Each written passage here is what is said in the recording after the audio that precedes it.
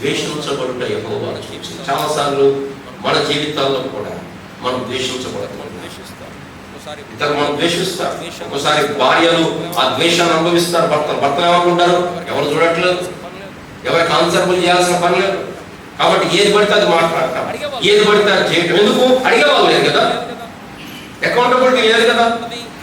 అందులో ఒక్కసారి ఎట్లా ఉంటుంది, వాళ్ళకి ఇక నిస్సహాయ స్థితి, ఇంటికాడ సపోర్ట్ లేదు, ఇంకెందుకు పోయేది లేదు అంటే ఇంకొంచెం విజృంభిస్తారు. ఒక్కోసారి ఇలా కూడా జరగవచ్చు కదా. ఒక్కోసారి భార్యలు కూడా ఎందుకు వాళ్ళకి ఆసరా లేదు. కానీ బైబిల్లో ఉన్న దేవుడు బాధితుల పక్షమున నిలబడేటువంటి దేవుడు. లియా ద్వేషించబడుట యెహోవా.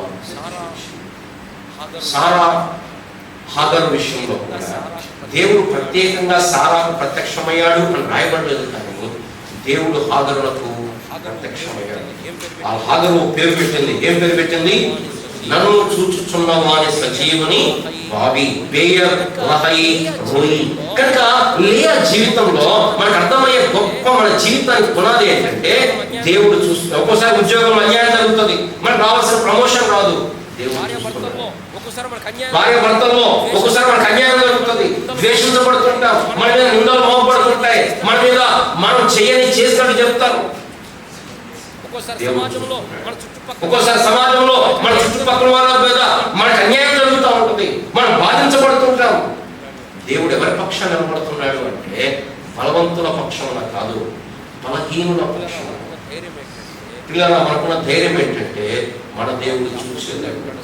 తర్వాత యాకోబు కూడా అంటాడు లాబానుతో, దేవుడు నాకు జరుగుతున్న అన్యాయాన్ని చూశాడు, నా చేతుల కష్టాన్ని చూచాడు, నా దేవుడు చూస్తాడు.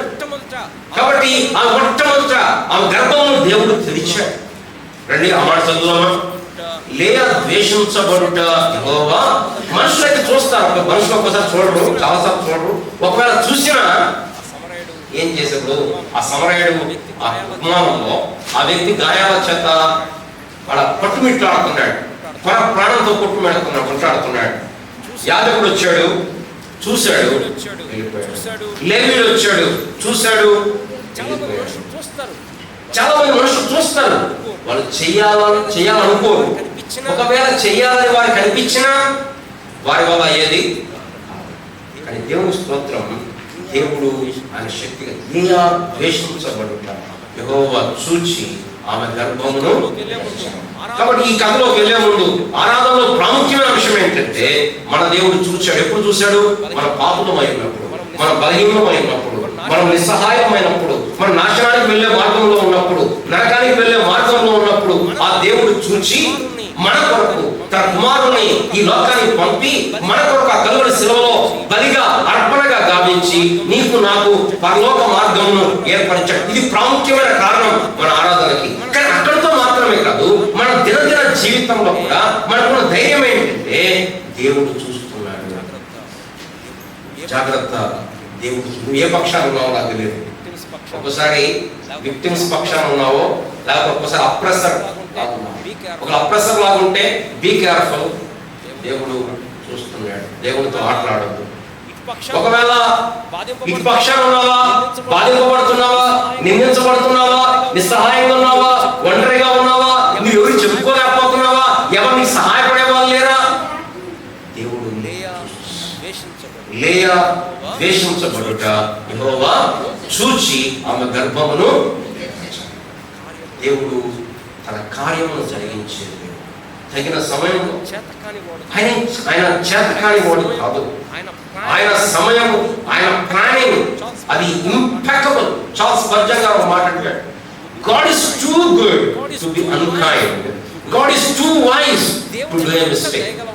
దేవుడు ఎంత దయగలవాడు అంటే, ఎంత మంచివాడు అంటే, ఆయన కఠినుడుగా క్రూరుడుగా లేడు. ఉద్దేశపూర్వకంగా నరులకు బాధనైనను విచారమైనను దుఃఖమైనను కలగజేయవాడు కాదు. ఆయన బాధ పెట్టేవాడు కాదు. ఆయన బాధ పెట్టినను విడనాడడు. కనుక ఆయన చూస్తున్నాడు. He's too wise to do mistake. ఆయన ఎంత జ్ఞానవంతుడంటే సర్వశక్తుడు తప్పు చేయట అసలు అంటాడు కదా, సర్వశక్తుడు అన్యాయం చేయట అసంభవం. అది ఏమన్నా జరగదు. యోబు యొక్క 10 మంది పిల్లలు ఒక్క రోజే చనిపోయారు. యోబు యొక్క 100 మంది సేవకులు ఒక్క రోజే చనిపోయారు. యోబు యొక్క మందలు, ఒంటెలు, గొర్రెలు, గుర్రాలు అన్ని పోయినా దేవుడు తప్పు. సరే, మన కథలో తెలుపుదాం. మొట్టమొదటి కుమారుడు పుట్టాడు. ఏం పేరు పెట్టింది? రూబేను అని పేరు పెట్టింది. ఏంటి రూబేను అంటే అర్థం? దేవుడు చూస్తున్నాడు, దేవుడు చూస్తున్నాడు. ఇగో ఈ శిశువును చూడండి, దేవుడు చూస్తున్నాడు. రెండో మాట చదువుదాం, 32వ వచనం. లేయా గర్భవతి కుమారుని కని యెహోవా నా శ్రమను చూచున్నాడు కనుక నా పెనిబడి నన్ను ప్రేమించును కదా అనుకుని రూబేను. ఆ పేరు మీరు గమనిస్తే మొట్టమొదటి రూబేను ఎందుకు పేరు పెట్టింది? నా శ్రమను యెహోవా. చూడండి ఎంత అద్భుతమైన పేర్లు పెడుతున్నారు కదా. మన ఈ నేటి దినాల పేరు అనగా ఏం చూస్తున్నారు? ఫస్ట్ నేను వింటుంటాను మా కొలీగ్స్ దగ్గర, ఏ లెటర్తో పెట్టాలి, ఏ నంబర్ వస్తుంది, లేకపోతేనేమో దేంతో పెడితే బాగుంటుంది. సరే, అన్యులు చేస్తే క్రైస్తవులు ఆరాధన చేస్తున్నారు, అదే బాగుంది. నేను ఒక మంచి పెద్ద ఆంటీ యొక్క బైబిల్ చూశాను, చాలా వృద్ధులు. బైబిల్లో సరే నాకు బైబిల్ దొరికితే బైబిల్ తిరగేస్తాను. తిరగేసి చూస్తే ఉంది ఒక పేపర్ ఉంది. ఆ పేపర్లో జాతకం ఉంది వాళ్ళ మనవాడి బైబిల్లో అంటే పేరు పెట్టాలి, ఈ లెటర్తో పెట్టాలి. బైబిల్లో స్త్రీలు అలా పెట్టలా. అక్కడ మొదలుకొని ఎవరు? అవ్వ మొదలుకొని ఇక్కడ వరకు కూడా లేయా పేరు పెడుతుంది. అంటే యాకోబు పేరు పెట్టలేదు, యాకోబు ఇన్వాల్వ్ కాలేదు, యాకోబు రాలేదు, ఇద్దరు కలిసి పెట్టలేదు పేరు. లేయా ఒక్కతే పెట్టుకుంది. ఏం పెట్టుకుంది? యెహోవా నన్ను చూచున్నాడు. ఆమె విశ్వాసంలో ఉంది. కానీ అక్కడ ఇంకొక క్లిచ్ కూడా ఉంది. ఆమె ప్రేమ కోరుకుంటుంది. ఎవరి ప్రేమ? కాబట్టి ఆమె ఆశ ఏంటంటే రూబేను పేరు పెట్టింది. ఏమన్నది? యెహోవా నా శ్రమ చూచి ఉన్నాడు కనుక నా పేరు పెట్టి నన్ను. ఆమె ఇంకా ప్రేమ కొరకు వెతుకులాడుతుంది, ప్రేమ కొరకు ఆశిస్తూ ఉంది. కానీ యాకోబు హృదయంలో లేయాకు చోటు లేదు. ఈమెకేమో ఆశ ఉంది, ఈమెకేమో కోరిక ఉంది. నా భర్తను తప్పేం లేదు దాంట్లో, కానీ దొరకట్లా, యాకోబు కదిలించట్లా. కానీ ఇప్పుడు ఆమెకున్న ఆశ్రయం ఏంటంటే దేవుడు. ఆమెకున్న ఆశ్రయం కాబట్టి తన ప్రేమిటి తను ప్రేమిస్తాడు అనుకుంది, కానీ ప్రేమించాడా? యాకోబు ప్రేమ ఇంకా రాలేదు. రెండవ కుమార్ మళ్ళీ ఆమె గర్భవతి అయింది.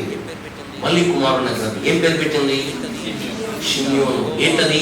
వినుట యెహోవా. రండి చదవండి. మళ్ళా గర్భవతి విన్నాడు. దేవుడు వినేవాడు. దేవుడు చూస్తున్న దేవుడు మాత్రమే కాదు, దేవుడు ఎవ్రీ కన్వర్జేషన్. నేను రాస్తారు, the lord is the head of this house, is the invisible spectator to every event, is unseen listener to every conversation. మన దేవుడు వినేటువంటి వాడు. Every word that we speak, every action that we do. చాలాసార్లు మనకున్న ధైర్యం ఏంటంటే ఎవరు చూడట్లేదు, పిల్లంట కళ్ళు మూసుకొని పాలు దాక్కుంటా నన్ను ఎవరు చూడట్లేదు అనుకుంటాం. ఎందుకు? పిల్లి కళ్ళు మూసుకుంటాం. ఇక్కడ మనుషులు కూడా మనం చాలాసార్లు ఏమనుకుంటారంటే ఎవరు చూడట్లేదు, ఎవరు వినట్లేదు అనుకుంటారు. కానీ దేవుడు ఇక్కడ పేరు పెట్టింది షిమ్యోను. మళ్ళా ఆమె యొక్క ఆశ ఏంటి? దేశించబడిన సంగతి విన్నాడు కనుక ఇతన్ని కూడా నాకు దయచేసి అనుకొని షిమ్యోను అని పేరు పెట్టింది. మరలా గర్భవతి అయింది, మరలా కుమారుని కన్నది. ఇప్పుడు ఏం పేరు పెట్టింది? ఆమె మరలా గర్భవతి కుమారుని కని తుదకు ఈసారి నా పెనిమిటి నాతో హత్తుకొని ఉన్నాను. అతని 3 కుమారులను. ఇక్కడ 3 కుమారులు పుట్టారు. అక్కడ లేయాకేం ఎవరు, అక్కడ రాహేలుకేం ఎవరు? కాబట్టి ఈ ఆశ ఏంటంటే అట్లీస్ట్ ఈ పిల్లల కోసం నన్ను హత్తుకుంటాడు నా భర్త. కానీ ఆ ఆశ అడియాసండి. లేవి అంటే అర్థం ఏంటి? హత్తుకుంటా. రూబేన్ అంటే దేవుడు చూసుకున్నాడు, షిమ్యోన్ అంటే లేవి అంటే హత్తుకుంటాడు. నన్ను హత్తుకుంటాడు అనుకుంది, ఆయన హత్తుకోలేదు, తోసేసే ఉన్నాడు. ఎలా మరి? మరలా గర్భవతి, మరలా కుమారుని కన్నది. ఇప్పుడు ఏం చెప్తుంది? ఏం చెప్తుంది? ఈసారి ఇప్పుడు భర్త లేడు, అంటే భర్త లేడని కాదు, బట్ ఆమె ఏ స్టేజ్కి వచ్చిందంటే యాకోబు ప్రేమించకపోయినా నేను యెహోవాను, ఇది ఆరాధన కాదంటారా? కుమారుడు పుట్టాడు, యెహోవా నా శ్రమను చూచాడు, అది ఆరాధన కదా. ఆరాధన అంటే ప్రభువానికి స్తోత్రం అని చెప్పడమేనా? కాదు, దేవుడు చూశాడు, ఆరాధన. దేవుడు విన్నాడు, ఆరాధన. దేవుడు స్తుతిస్తాను, ఆరాధన. లేయా జీవితంలో ఆరాధన ఎప్పుడు? పరిస్థితులు బాగాలేనప్పుడు, మనుషులు ద్వేషిస్తున్నప్పుడు, మనుషులు నిందిస్తున్నప్పుడు లేయా తన కుమారులకు పేరు పెడుతుంది. ఆ కుమారుల ప్రేరణలో మనకేం కనపడుతుందంటే లేయా యొక్క విశ్వాసము, లేయా యొక్క ఆరాధన కనపడుతుంది. లేయా ఏ స్టేజ్కి వచ్చిందంటే ఫస్ట్ అనుకుంది యాకోబు నన్ను ప్రేమిస్తాడు అనుకుంది, దాని తర్వాత అనుకుంది యాకోబు నన్ను హత్తుకుంటాడు అనుకుంది, దాని తర్వాత అనుకుంది ఇక నా వల్ల కాదులే అని చెప్పి నేను యెహోవాను స్తుతించెదను, యూదా అని పేరు పెట్టింది. నలుగురు కుమారులను కన్నది. ఆమె కానుపు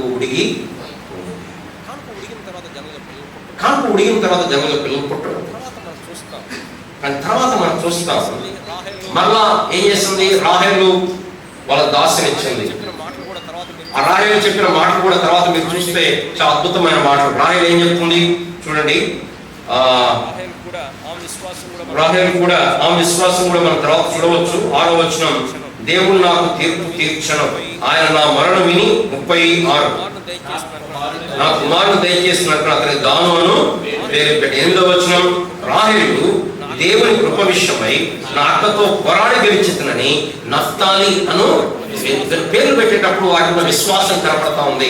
సరే, ఇప్పుడు మళ్ళీ లేయా స్థితికి వస్తే రాహేలు ఇచ్చింది కదా దాసిని, లేయా కూడా తన దాసిని, లేయా దాసికి 2 పిల్లలు పుట్టారు. మళ్ళీ వాళ్ళకు కూడా లేయా పేరు పెట్టింది. ఏం పేరు పెట్టింది? ముందు ఎవరు పుట్టారు? దాను పుట్టాడు. ఏం పేరు పెట్టింది? అదృష్టము. అదృష్టం. దాని తర్వాత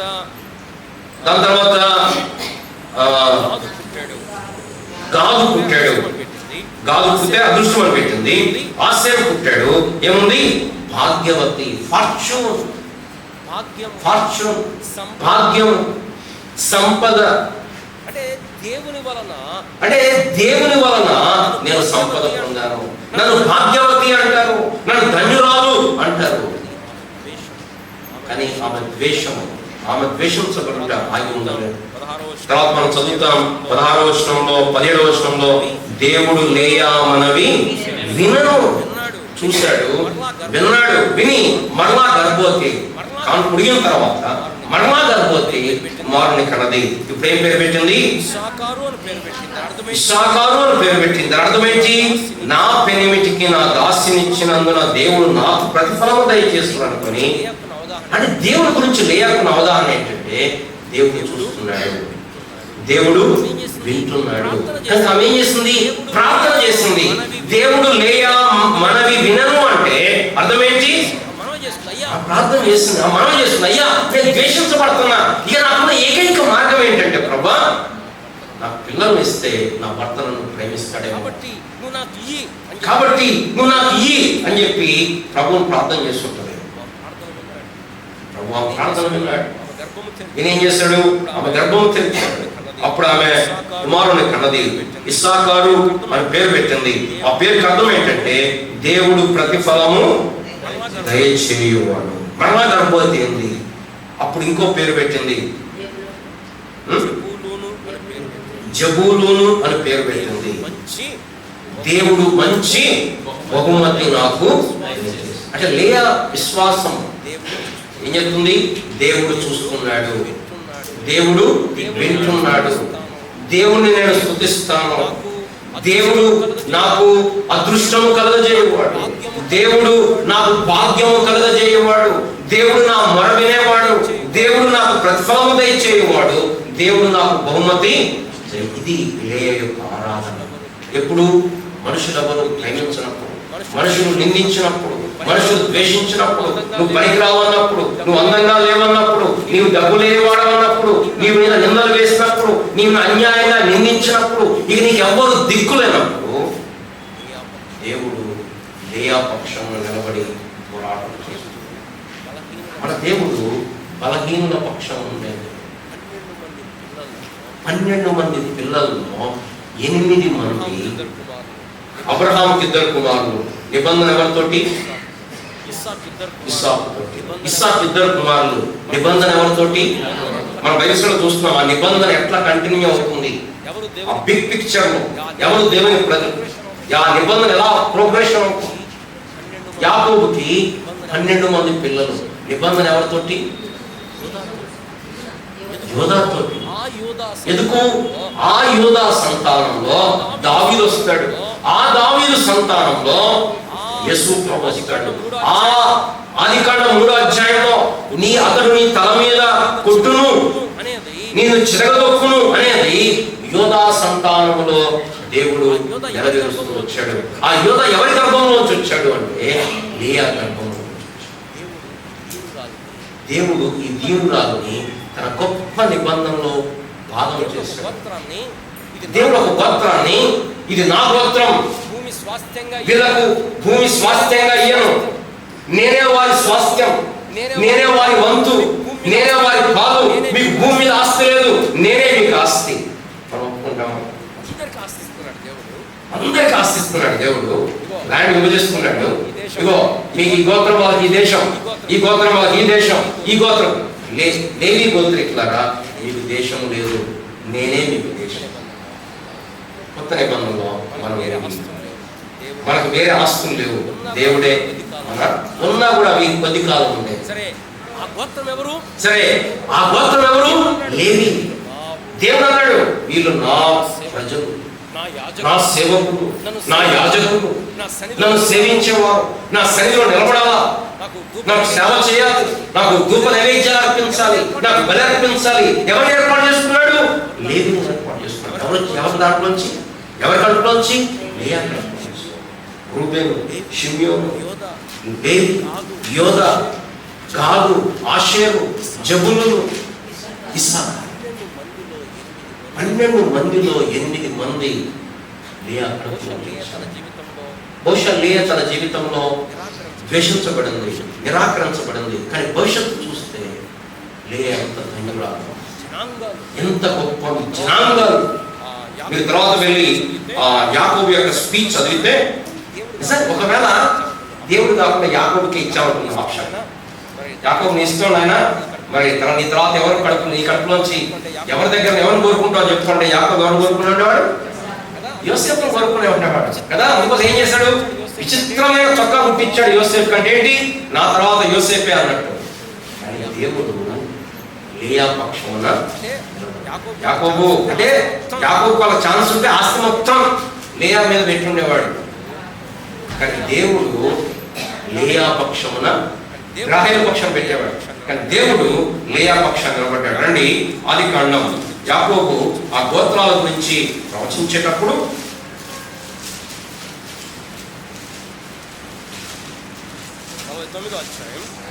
49వ అధ్యాయం ఇక్కడ చూస్తే యూదా గురించి ఉంది. 8వ వచనం, యూదా నీ సహోదరులు నేను స్తుతించదు, నీ చెయ్యి నీ శత్రువుల మెడ మీద ఉండదు, నీ తండ్రి కుమారులు నీ ఎదుట సాగిలపడదు. యూదా కొదవ సింహం నా కుమారుడా, నీవు పట్టిన దాన్ని తిని వచ్చి సింహము గర్జించు ఆడసింహం వలెను అతడు కాళ్ళు ముడుచుకొని పండుకొనను. అతను లేపువాడెవడు? షిలోహు వచ్చు వరకు యూదా యుద్ధ నుండి దండము కలగదు, అతని కాలం మధ్య రాజదండము. ఇశ్శాఖారు, జబూలు, మొట్టమొదటి 6 ఇంతమంది పిల్లల కన్నా యాకోబు ఆమెను పెద్దగా ప్రేమించినట్టు మనకు కనపడదు. ఒక్కోసారి మన జీవితంలో కూడా మనం అడిగింది మనకు దొరకకపోవచ్చు, మనం ఆశించింది దొరకకపోవచ్చు. కానీ దేవుడు మనల్ని వదిలివేసే దేవుడు కాదు. దేవుడు మన ద్వారా తన ప్రణాళికను జరిగించుకున్నాడు, మన పక్షమున పోరాడాడు. ఒకరోజు వచ్చింది, యాకోబు మొత్తం తీసుకొని వచ్చేస్తున్నాడు. వాళ్ళతో చెప్పాడు, అమ్మ మీ నాయన నన్ను మోసం చేస్తున్నాడు, వెళ్ళిపోదామని. వీరిద్దరు అన్నారు, పదం వీళ్ళు బయలుదేరిపోయారు. అంతేగానే మా నాన్న చెప్పాడు, మీ నాన్న గ్రామంలో బయలుదేరి వెళ్ళిపోయారు. వస్తాడు, సరే లాభాను చెమడపడ్డాడు. దేవుడు ప్రత్యక్షమయ్యాడు, లాభాను గద్దించాడు. జాగ్రత్త సుమి, దేవుడు బెదిరించాడు లాభాను, జాగ్రత్త, నా సేవకుడు యాకోబు ఇష్టం వచ్చినట్టు మాట్లాడకూడదు యాకోబుతో. సరే యాకోబు వచ్చాడు, ఈ లోపల కబురు వచ్చింది యాకోబు వస్తున్నాడని. 600 మందితో ఏశావు బయలుదేరాడు. 400 మందితో బయలుదేరాడు. యాకోబు గుండెలు పెరిగిపోయినాయి. ఓయమ్మ అప్పుడే చంపుతా అన్నాడు, ఇప్పుడు 400 మందితో బయలుదేరాడు, చంపుతాడు అని చెప్పి ఏం చేశాడు యాకోబు? ముందు దాసీలు వాళ్ళ, దాని తర్వాత లేయా వాళ్ళ, దాని తర్వాత అంటే ఏంటి? నువ్వు పోతే ముందాలు పోతాను, పోతే ముందాలు పోతే పోనీ, మధ్యలో నాకు ఎవరు కావాలా? రాహేలు. ఆమె చూడు యాకోబు ఎంత స్కీమింగ్ మేడం. లేయా ఎవరు చూసావా? ఈ మనిషి ముందేమో వాళ్ళ పిల్లలను పెంచాడు, ఫస్ట్కేమో నా వెనకాల వాళ్ళు పెట్టా, ముందు వస్తే మేము అందరం మాకు అర్థమై ఉండదా? దేవుడు వారి పక్షం. ఆ దినాల్లో నిబంధనల భాగం ఏంటంటే వారు పాతి పెట్టబడే స్థలం చాలా ప్రాముఖ్యం. అందుకోసం ఈ దేశాన్ని ఇస్తా అన్నప్పుడు అబ్రహాము ఎంత వీలైతే అంత కొనుక్కోదా. అబ్రహాం వెండి బంగారం ధనవంతుడు, కానీ ఏది పడితే మొత్తం దొరికినంత కొనుక్కుందాం అనుకోవాలా. ఏం కొనుక్కున్నాడు? శ్మశానానికి పాతి పెట్టడానికి స్థలం ఒక్కడ కొనుక్కున్నాడు, అది మాత్రం కొనుక్కున్నాడు. ఆ గుహలో అబ్రహాము సారాను పాతి పెట్టాడు, అబ్రహాం అక్కడ పాతి పెట్టబడ్డాడు, ఇస్సాకు అక్కడ పాతి పెట్టబడింది, రెక్క అక్కడ పాతి పెట్టబడింది, యాకోబు లేయాను అక్కడ. రాహేలు పాపం, రాహేలు పాతి పెట్టకూడదని కాదు, రాహేలు చెడ్డ, రాహేలు విధం చేయకండి మళ్ళీ రాహేలు మన ఫోకస్ అంతా లేయా మీద. రాహేలు పాపం ఆమె కూడా దేవుని బతిమలాడుకుంది, పట్టుకుంది. సరే ఆ రాహేలును మార్గంలో పాతి పెట్టాడు, మార్గంలో చనిపోయింది ఆమె ప్రసవంలో. కానీ లేయాను ఎక్కడ పాతి పెట్టాడు యాకోబు? అంటే యాకోబు ఒప్పుకుంటాడు ఏమని? ఆమె నా నిబంధనలో నాతోటి, దేవుడు నాతో నిబంధన చేశాడే, మా నాన్నతో చేశాడే. అబ్రహాము సారా, ఇస్సాకు రిబ్కా, యాకోబు నేను నిబంధన. దాని తర్వాత కొన్ని వందల సంవత్సరాల తర్వాత రూతు గ్రంథంలో మనం చదువుతాం, వాళ్ళు పాడుతున్నారు. ఏం పాట పాడుతున్నారంటే, దేవుడు నేను రాహేలు వలె లేయా వలె వారు ఆశీర్వదిస్తున్నారు. పిల్లరా, ఈ ఉదయకాల సమయంలో నేను మీ మధ్య తీసుకున్న అంశం ఏంటంటే, మన దేవుడు బలహీనుల పక్షమున నిలబడేటువంటి దేవుడు, నిస్సహాయుల పక్షమున నిలబడేటువంటి దేవుడు, బాధించబడే వారి పక్షమున నిలబడే దేవుడు. కీర్తన గ్రంథం 10వ అధ్యాయం 9వ అధ్యాయం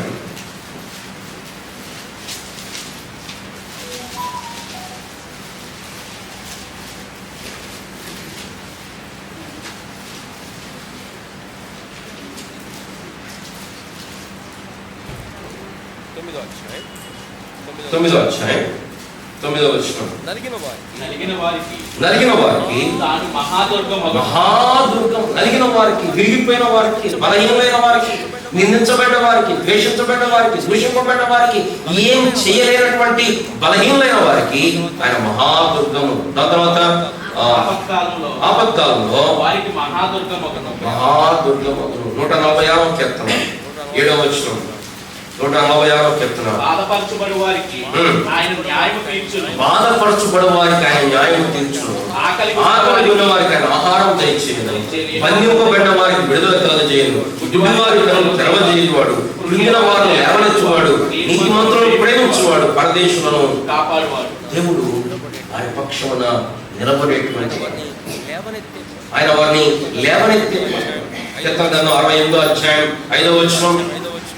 68వ అధ్యాయం 5వ వచనం. తన పరిశుద్ధాలయమందున్న దేవుడు తండ్రి లేని వారికి తండ్రియు, విధవరాండ్రకు న్యాయకర్తయుడై ఉన్నాడు. దేవుడు ఏకాంతులను సంసారులుగా చేయువాడు. కీర్తన గ్రంథం 72వ అధ్యాయం 12-14 వచనాలు. దరిద్రులు మొరపెట్టగా అతడు వారిని విడిపించును, దీనులను నిరాధారులను అతడు విడిపించును, దీనులు నిరాధారులను అతడు విడిపిస్తాడు. నిర్వేదల యందును పేదల యందును అతడు కనికరించును, పేదల ప్రాణములను అతడు రక్షించును, కపట బలం నుండి అతడు వారి ప్రాణమును విమోచించును. దేవుడు వారి పక్షమున చూడంటాడు, ప్రగల్భుల ప్రవచనాలను వ్యక్తం చేస్తాడు. సామెతల గ్రంథం 22వ అధ్యాయం. సామెతల గ్రంథం 22వ అధ్యాయం 22వ వచనం. దరిద్రుడు దోచుకోవద్దు, కుంభమునొద్ద దీనులను బాధపరచవద్దు. యెహోవా వారి పక్షమున వ్యాజ్యమాడు. చాలా వచ్చినా చెప్పచ్చు. నేను లేవికాండం చెప్తాడు, ఎవడైనా నీ దగ్గర పొదుపు పెట్టుకుంటే డబ్బుల కోసం వాడు కైవస్త్రం తీసుకోదు. ఒకవేళ తీసుకున్నా మళ్ళీ ఏం చేయాలా? సాయంత్రకాలం ఇచ్చేయాలా? లేకపోతే వాడు దుప్పటి లేకపోతే వాడు మొరపెడితే నేను వింటాను. దుప్పటి లేకుండా వాడు మొరపెడితే నేను వింటాను. దేవుడు బాధించబడి వారి పక్షమున నిలబడి. చాలాసార్లు మనమే గుంపులో ఉన్నాం, బాధించబడే వారి పక్షం. కాబట్టి దేవుడు మన పక్షమున పోరాటం చేసి ఆయన చూసేవాడు. ఇశ్రాయేల్లో మరణం కూడా వారు ఫరో చేత బాధించబడుతున్నప్పుడు, ఫరో దాసత్వంలో ఉన్నప్పుడు, ఫరోకు అధికారం ఉంది, ఫరోకు బలం ఉంది, ఫరోకు శక్తి ఉంది, సైన్యం ఉంది. కానీ దేవుడు తన ప్రజల పక్షముగా పోరాడి వారి బాధను చూచాడు, వారి మరణ విన్నాడు, వారిని విడిపించాడు. కానీ మన ఆరాధన ఏంటంటే, ప్రభువా నువ్వు చూస్తున్నావు, నా శ్రమను ప్రభువా, నా బాధ నీవు వింటున్నావు, ప్రభువా నీవు నన్ను హత్తుకొని ఉన్నావు, ప్రభువా నేను స్తుతిస్తాను, ప్రభువా నాకు అదృష్టం కలుగజేసేవాడు, ప్రభువా నువ్వు నాకు భాగ్యం కలుగజేసేవాడు, ప్రభువా నాకు ప్రతిఫలం ఇచ్చేవాడు, ప్రభువా నాకు బహుమతి దయచేయు. ఇప్పుడు నాకు అర్థం కాకపోవచ్చు, కానీ నా జీవితాన్ని నీవు బహుగా ఆశీర్వదించేటువంటి ఈ తలంపులతో మన ప్రభువును స్తుతించి ఆరాధిద్దాం. పదవేశంలో ఒక పాట పాడుకుందాం. సండే స్కూల్ పిల్లలు సండే స్కూల్కి వెళ్ళవచ్చు. దేవునికి స్తోత్రము గానము చేయుటయే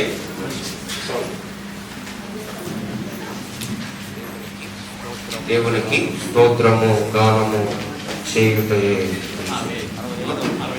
65వ పాట.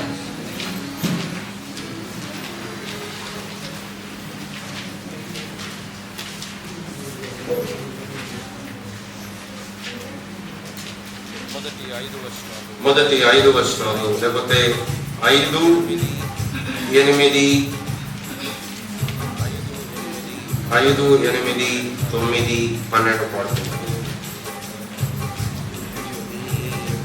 దేవునికి స్తోత్రము గానము చేయుటయే మంచిది.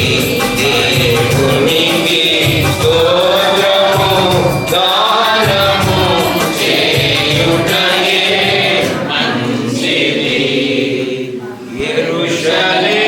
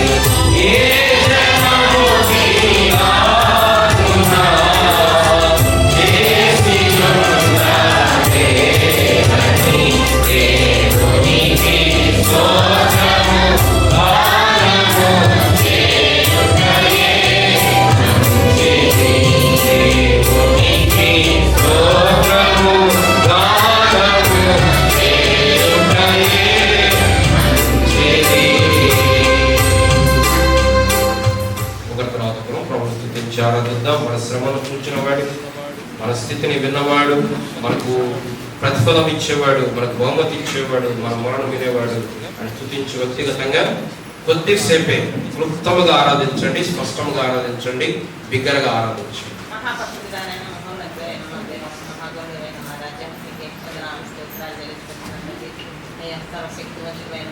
సర్వాధికారమైన మా ప్రభు మీకు స్తోత్రాలు చెల్లిస్తున్నాను. నా తండ్రి, నా దేవుడు అయినందుకు నాయన, మరి అబ్రహాము, ఇస్సాకు, యాకోబు దేవుడు అయిన దేవా, నా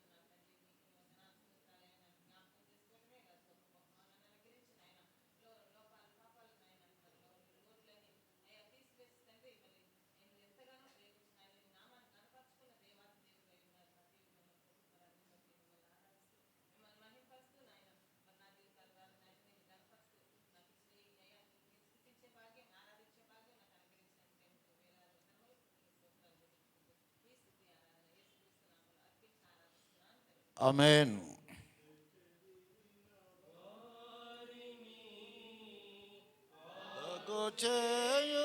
చేయువాడనే ఉండే చెదరిన వారిని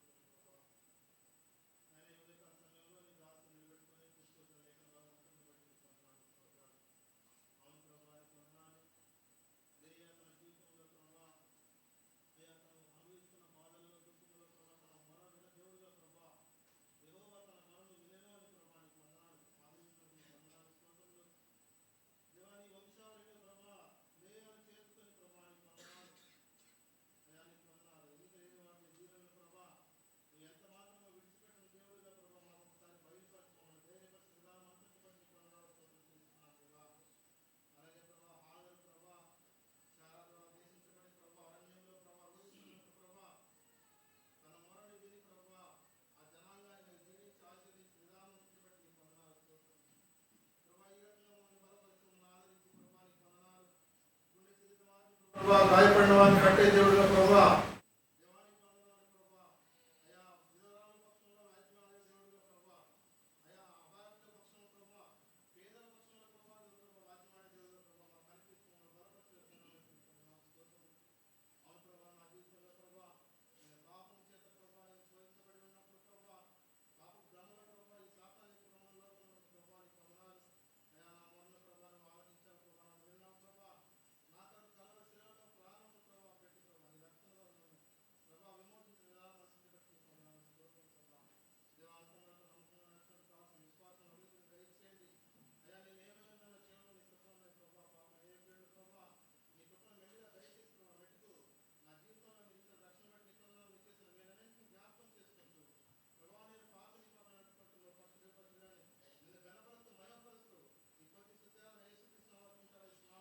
ఆమేన్.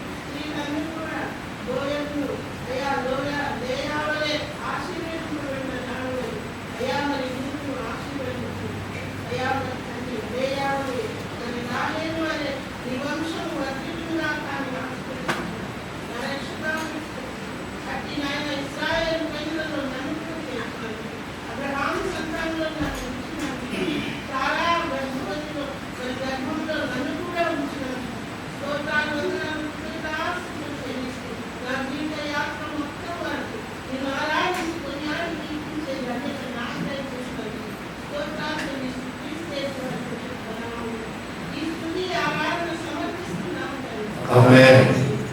పరిశుద్ధుడా పరమ తండ్రి గడిచిన వారం నుండి మీ సన్నిధిలో దేవుని స్తుతించి ఆరాధించి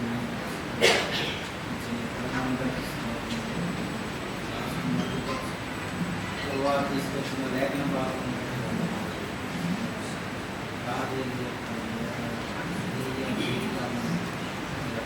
జీవితాలు మా మధ్య మనిషి తల్లిదండ్రులు నిరాశ వైపు చూసి చేసిన సహాయం బట్టి అదే విధంగా జీవితంలో చేసిన సమయంలో అన్ని విధాలతో బలహీన పరిస్థితులు చేయబట్టి నడుస్తున్న దేవుని మనం వేసుకు రక్షించిన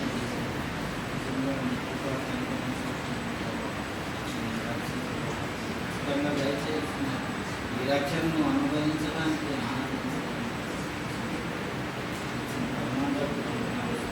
వ్యక్తిగతంగా చేసుకొస్తున్న మేలు బట్టి ఈ ప్రతి స్థితి ఆరాధన నీకే ఆమేన్.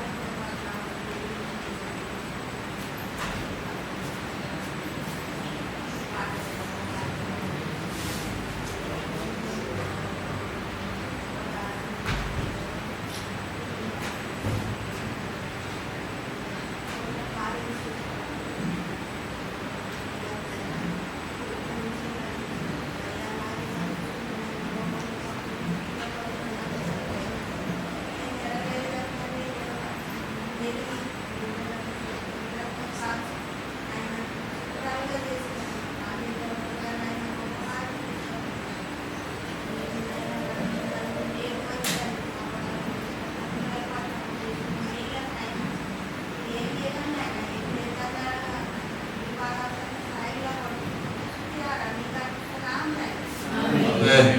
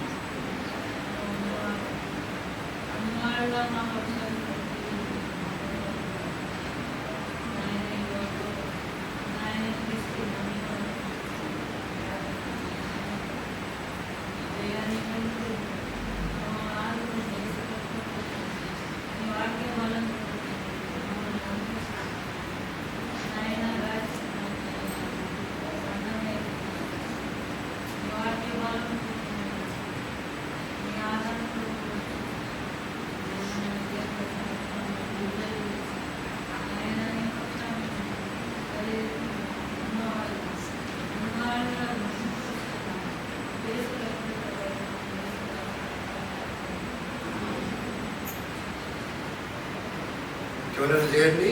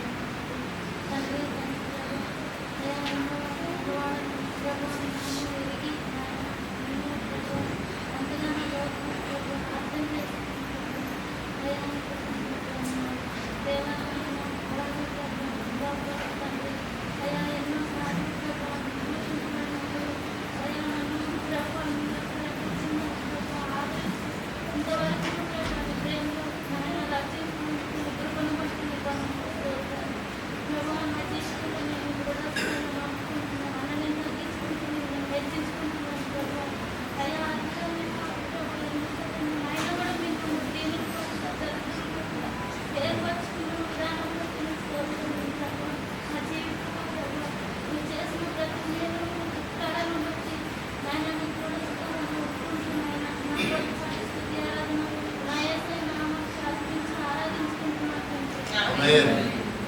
ప్రేమల తండ్రి, నమ్మకం దేవ, సేవపతి దేవుని లక్ష్యం ఘనమైన శ్రేష్ఠ నామం ప్రజలు నేను కూడా మీ పిల్లలందరితో కలిసి నేను ఆరాధించడానికి మీరు నాకు ఇచ్చినటువంటి ఈ మంచి సమాధాన స్థితి కొరకై ఈ మంచి సమయాన్ని బట్టి నీకు వందనాలు చేస్తాను అనుకుంటున్నాను. లేయర్ దీంతో ద్వారా మరి లేయర్ తన జీవిత అనుభవంలో నుంచి మీరు ఎలాగో ఆరాధించిందో ఆ అనుభవాల ద్వారా మరి నేను కూడా నేను ఆరాధించాలని దేవాన్ని నాతో మాట్లాడినటువంటి ప్రతి శ్రేష్టమైనటువంటి మాటను బట్టి నీకు వందనాలు చెల్లిస్తా ఉన్నాను దేవా. మరి దీని పక్షంగా మీరు ఉన్నారని దీనిలో ఎలాగో మీరు జ్ఞాపకం చేసుకున్నారో ప్రభావ నాతో మాట్లాడినారు. నిజంగా నేను కూడా ఎంతో దీనున్నాయి ఎవరూ చూడలేనటువంటి స్థితిలో ఉన్నప్పుడు ప్రభావ నా దీన స్థితిని కూడా లేవలే ప్రభావ మీరు ప్రదర్శించారు దేవా. నిజంగా ప్రభావ మీరు మీ దృష్టికి రాబడడానికి ఏమాత్రం మాట్లాడుతాను ఆయన నా పట్ల ప్రభావ మీ ప్రేమ చూపి దేవా మరి దయ్యాన్ని ఎలాగైతే చూచారో ఎలాగైతే ప్రభావ అన్న బాధను విన్నారో ఆమె నన్ను స్థుతించగలిగిందో నా జీవితంలో కూడా నేను ప్రభావ మీరు నన్ను చూడగలడానికి నా యొక్క బాధను వినడానికి నేను మిమ్మల్ని స్థుతించడానికి దేవా మీరు నాకు కృపను గ్రహించడానికే ఉన్నారు. నా దీనస్థితి నుంచి నన్ను విప్పించి దేవా నన్ను నీ కుమారునిగా ఏర్పాటు చేసుకున్నారు. దాని కొరకై మీ రక్షణ ప్రణాళికను నా కొరకు ముందుగానే సిద్ధం చేసి దేవా నన్ను రక్షించారు. అంత మాత్రం కాదు, రక్షించబడిన తర్వాత ప్రభా నా ఆయనలా మీ ప్రేమను విస్తారంగా చూస్తూ ప్రభా నా ఆయనలా నా యొక్క అన్ని అవసరాలతో నన్ను చూస్తూ నా విషయంలో ప్రభా మీరు వింటూ నేను మిమ్మల్ని స్థుతించడానికి ప్రభా మీరు నాకు సహాయం చేస్తూ ఉన్నారు. ఆమె భాగ్యవంతురాలుగా ఆమె అదృష్టం పొందిన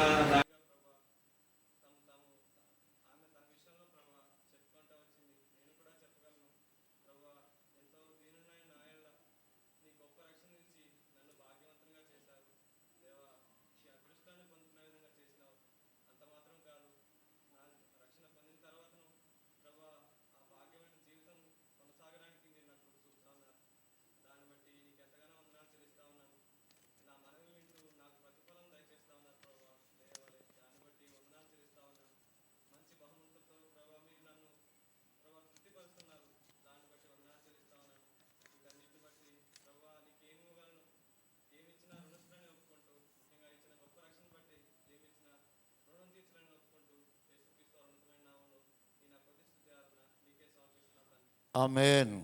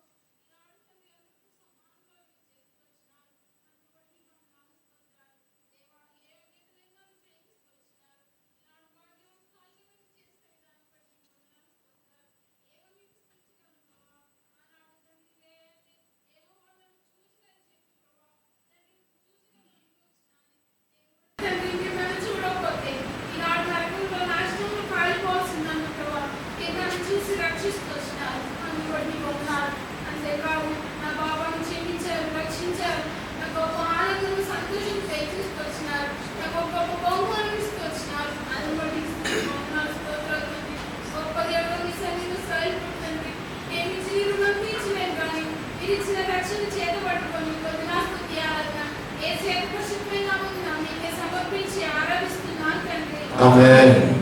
మహాపరిశుద్ధుడా, ప్రేమ కలిగిన మా దేవ కృపాసన సంపూర్ణుడు ఆది సంరక్షకుడు మహోన్నతుడు సదాశివ స్తోత్రములు మించిన మీ ఘనమైన నామం స్తుతింపబడును గాక. Lord, we have come to your presence.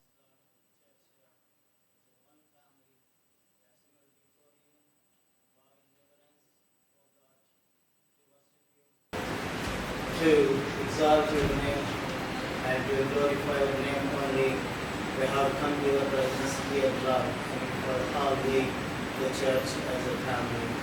We are before you, Lord Jesus. You are the merciful and gracious God, your heavenly Father. My Lord, till now, Lord Jesus, what we have from Genesis chapter 2, so many scriptural messages and passages heard from the pulpit spoken by Dr. John Bowser. Thank you for the words you have spoken to us. You are speaking God and listening God and seeing God. You know, Lord Jesus, our state, our Lord Jesus, our low state. Lord, when we are hated by in the society or wherever, Lord, we are hated. And we have come to your presence, broken heart, you know, everything, what we are suffering, what we are experiencing, like Leah under privileged position explained by the past elder, God. Really, it is, we are facing so many times, Lord, this kind of, Lord, this is broken heartedness, Lord, you will not despise the broken heart, and you will not, you will save the contact spirit to the man we are here before your presence, Lord. Thank you for your mercy and love, but everything, Lord, this you know, will not forsake us, you will never have forsaken us, you will not forsake us, because you know, each one of us here before you, the church, is having our own problems, Lord. We are facing so many problems, Lord, you know well about them. So, Lord, you are kind enough to see us, Lord, because you are seeing God and speaking to us, and you are hearing our prayers and our worshiping. You are looking at us, and you are God, the God. God has given and highly exalt your name above each name, every name. Your name is above all the names, God. Thank you for that, Lord, Jesus, you have given.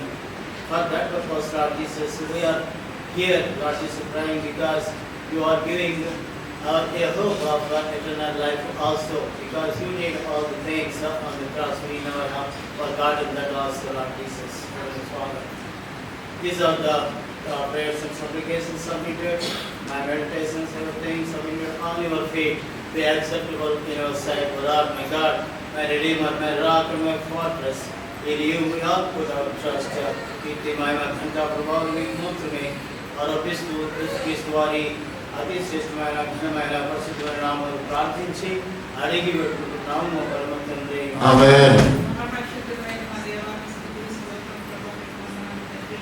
అయా, గత 4 నెలలు నన్ను కాచి కాపాడి ప్రభా, ఏదో మా ప్రభా మమ్మల్ని ప్రవేశపెట్టి ప్రభా, ఈ పరిశుద్ధ మందిరంలోకి వచ్చి నిన్ను స్తుతించడానికి, నిన్ను ఆరాధించడానికి ప్రభా, మాకు ఇచ్చిన సమయాన్ని బట్టి మీకు వందనాలు తెలియజేస్తున్నాం ప్రభా. అంతేకాదు నాయనా, నీ సేవకులు నిలబెట్టి నాయనా, మాకు కావాల్సిన వర్తమానాన్ని మీరు తెలియపరిచారు ప్రభా. ఎలా ఆరాధించారో లేయా నాయన తన తండ్రి చేత భర్త చేత కూడా నాయన వేషింపబడినప్పటికీ నాయన మీరు విడిచిపెట్టిన దేవుడు కాదని మీరు తెలియపరిచిన దాన్ని బట్టి మీకు వందనాలు తండ్రి. నిజమైన నాడు లేయా చూసిన దేవుడు ఈనాడు మమ్మల్ని కూడా చూసి నాయన మమ్మల్ని కూడా వదిలిపెట్టకుండా ప్రభా, నీ విడుదల మీరు ఆత్మను చేర్చుకుని ప్రభా, అయా నీ పరిశుద్ధ బంధంలో చేరి నిన్ను ఆరాధించడానికి చూపించవు ప్రభా. నిజమైన అయా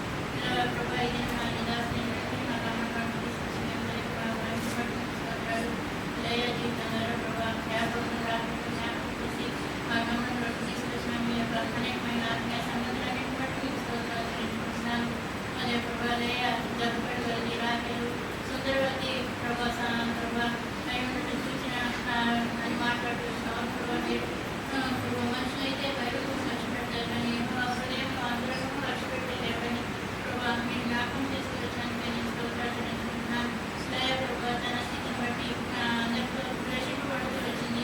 అయినప్పుడు ప్రభు మీరు జ్ఞాపకం చేసుకుంటూ వచ్చినట్టు తన స్థితిని చూసి ప్రభు మీరు పైరూపంతో తన అంతరంగ స్థితిని చూసి మీరు ఆమె దారి పడినారు. ఆమె ప్రభు జ్ఞాపకం చేసుకుని ప్రభు ఆ యొక్క